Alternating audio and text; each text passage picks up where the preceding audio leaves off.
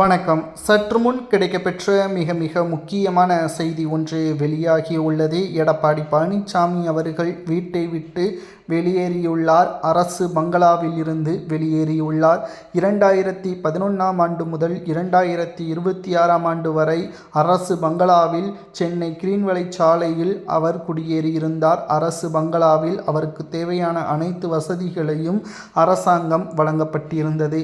ஆனால் இப்பொழுது ஆளும் கட்சியாகவோ அல்லது எதிர்க்கட்சியாகவோ இல்லாத காரணத்தினால் எடப்பாடி பழனிசாமி அவர்களை தற்பொழுது அரசு பங்களாவில் இருந்து எடுத்து அவருக்கான எம்எல்ஏக்களுக்கான சாதாரண வீட்டில் குடியேறுமாறு அரசாணை பிறப்பிக்கப்பட்டிருந்தது. இதனால் எடப்பாடி பழனிசாமி அவர்கள் தனது சொந்த செலவில் வேறொரு இடத்தில் வீடுவதை வாடகைக்கு எடுத்துள்ளதாகவும் கூறப்படுகிறது. மேலும் எடப்பாடி பழனிசாமியின் மீது பல அதிமுகவின் நிர்வாகிகள் கடுமையான கோபத்திலும் அதிருப்தியிலும் இருக்கிறார்கள். இப்பேற்பட்ட ஒரு சூழலில் தற்பொழுது எடப்பாடியின் தலைமை மக்கள் மத்தியிலும் கடுமையான விமர்சனத்திற்கு உள்ளாகியுள்ளது. சுமார் 4 எம்எல்ஏக்கள், அதிமுகவை சார்ந்த எம்எல்ஏக்கள் தமிழக வெற்றி கழகத்தில் இணைந்துள்ளனர். சி.வி. சண்முகமும் விஜயபாஸ்கரும் அதிமுகவில் இருந்து ராஜினாமா செய்து எம்எல்ஏ பதவியை ராஜினாமா செய்து தற்பொழுது தாவேகாவில் இணைய உள்ளதாக தகவல்களும் கிடைக்கப்பெற்றுள்ளது. இது நடந்தால் அடுத்து என்ன நடக்கும் என்பதும் சமூக வலைதளங்களில் வைரலாக பரவி வருகிறது.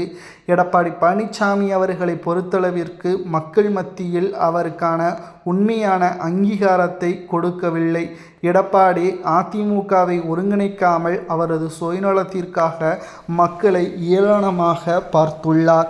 எடப்பாடி பழனிசாமி அவர்களுக்கு தேவையாக அவர் கணித்தது.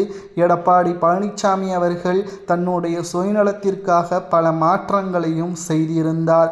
அனைத்திந்திய அண்ணா திராவிட முன்னேற்ற கழகத்தை பொறுத்தளவிற்கு மக்கள் ஒட்டுமொத்தமாக எடப்பாடியின் மீது நம்பிக்கை வைத்து அவருக்கு எதிர்க்கட்சி தலைவருக்கான வாய்ப்புகளை கொடுத்தது.